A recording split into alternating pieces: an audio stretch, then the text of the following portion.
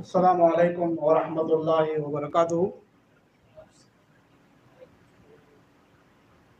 قال اللہ تعالیٰ انما یخشی اللہ من عبادہ العلماء۔ الحمدللہ آج کی مجلس بہت ہی بڑی عظیم مجلس ہے۔ یہاں پر وقت بھی بہت کم ہے۔ مجھ سے پہلے جو مشائخ ہیں الحمدللہ انہوں نے بہت ہی بہترین انداز میں اور تاریخ کی روشنی میں بہت بہترین باتیں فرمائی۔ اللہ تعالیٰ ان کو جزائے خیر عطا فرمائے۔ اختصار کے طور پر الحمدللہ آج کی مجلس میں جو عنوان ہے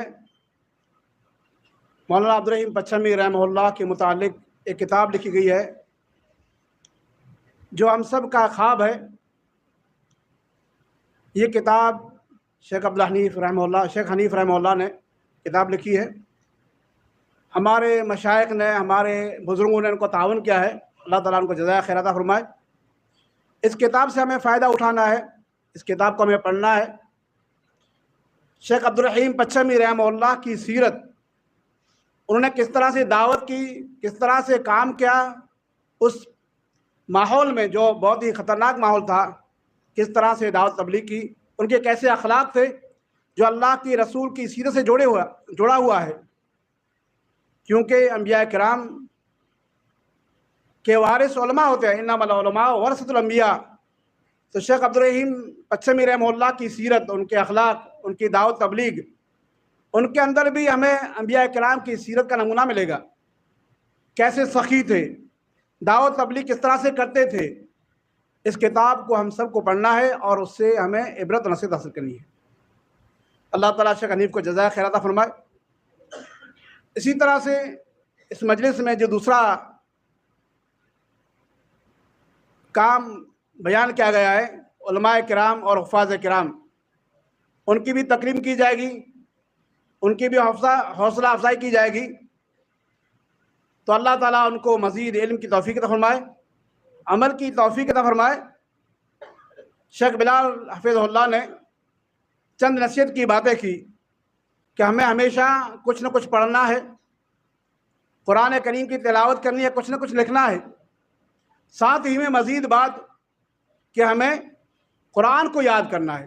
جو حافظ ہے الحمدللہ، لیکن جو غیر حافظ ہے ان کو بھی چاہیے کہ چاہے ہفتے میں چاہے مہینے میں کچھ نہ کچھ یاد کرے قرآن کریم، کیونکہ علم نام ہے یاد کرنے کا، بل هو آیات بینات فی صدور الذین اوتوا العلم والعلم ما حوى القلب۔ علم نام ہے جس کو دل محفوظ رکھے۔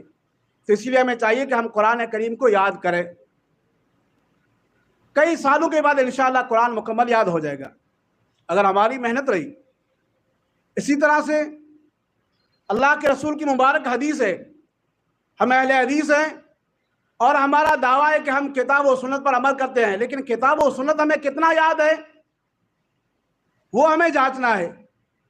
صحیح بخاری، صحیح مسلم قرآن کریم کے بعد اصل ہمارا مصدر ہے، لیکن ہمیں کتنی صحیح بخاری کی حدیث یاد ہیں، کتنی صحیح مسلم کی حدیث یاد ہے؟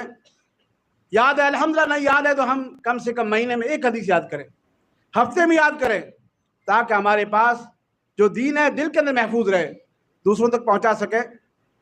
اللہ رب العالمین جمعیت و جماعت جنہوں نے اس کام میں تعاون کیا، کتاب کو باہر منظر عام پر لایا، ان کو جزائے خیر عطا فرمائے۔ جمعیت کو مزید دین کے کام کرنے کی توفیق عطا فرمائے۔ اسی طرح سے مسابقے، قرآن کریم کا مسابقہ اس سے پہلے ہوا تھا، اسی طرح حدیث کا مسابقہ بھی ہوا تھا، مزید اس کام میں آگے بڑھیں۔ اسی طرح سے جو علماء کرام ہیں ان کو بھی چاہیے، کام کر رہے ہیں الحمدللہ، مزید محنت کی ضرورت ہے کہ ہم دعوت تبلیغ جو ہمارا اصل کام ہے اس میں آگے بڑھیں۔ اسی طرح سے جو عام لوگ ہیں ان کو بھی چاہیے کہ جو علماء کرام ہیں جو دین کا کام کر رہے ہیں، جمعیت و جماعت، ان کا تعاون کریں تاکہ دین کا کام آگے بڑھتا رہے۔